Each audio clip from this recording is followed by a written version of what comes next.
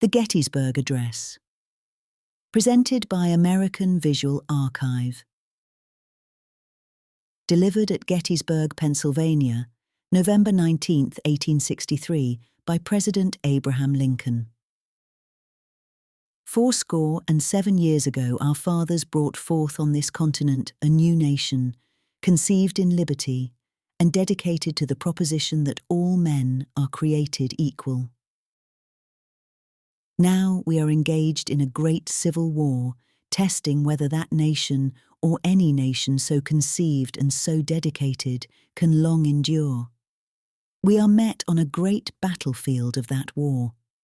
We have come to dedicate a portion of that field as a final resting place for those who here gave their lives that that nation might live. It is altogether fitting and proper that we should do this. But in a larger sense, we cannot dedicate, we cannot consecrate, we cannot hallow this ground.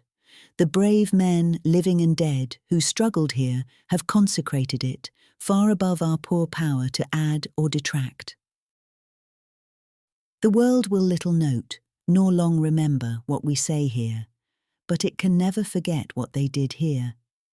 It is for us, the living rather, to be dedicated here to the unfinished work which they who fought here have thus far so nobly advanced. It is rather for us to be here dedicated to the great task remaining before us, that from these honoured dead we take increased devotion to that cause for which they gave the last full measure of devotion, that we here highly resolve that these dead shall not have died in vain, that this nation, under God, shall have a new birth of freedom, and that government of the people, by the people, for the people, shall not perish from the earth.